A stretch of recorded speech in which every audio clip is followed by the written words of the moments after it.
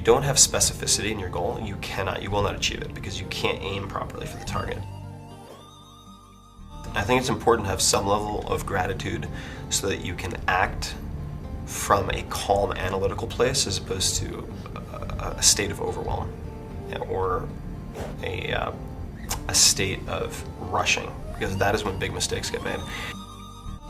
So I'd say a few things. Number one is do a gratitude list, 3 things you're grateful for. First thing when you wake up, first thing before, or last thing before you go to bed. Then I would say a scheduling 80-20 analysis and fear setting. What that means is I will look at the 20% of activities and people that are producing 80% of the results and positive emotional states that I want.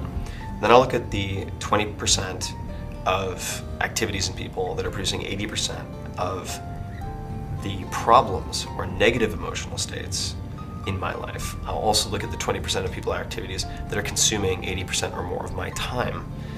And based on the results of that analysis, I put together a to-do list and a not to-do list. And then I'll circle the 1 or 2 most important force multipliers. The things that if done properly would change everything, and the things that if not done at all would change everything else. That's the 80-20 piece of it. The fear setting piece is looking at why you haven't done the most important to do, or why you haven't stopped doing the most important not to do. Defining your fear very clearly. And it's just like goal setting. If you don't have specificity in your goal, you will not achieve it because you can't aim properly for the target.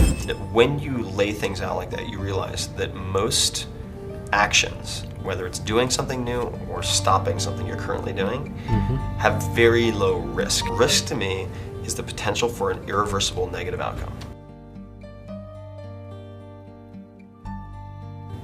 That's it. And there are very few things that actually fall in that category. And by doing the 80-20 analysis to choose those few most important items to either do or not do, and then doing the fear setting on a regular basis, you're able to act on the most important things.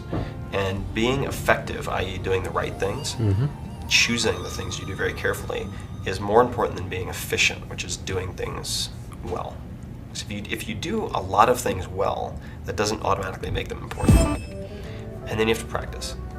You have to practice, because it's a lot like boxing. You know, everyone has a plan until they get punched in the face, Yeah. It's like, your script sounds great until you get someone who's really, really good and knows what they're doing, and they're just like, come on, man, don't have all day. Like, let's speed it up. Come on, kid. And you're like, and then you freeze. Yeah, deer in the headlights. Yeah. You have to practice.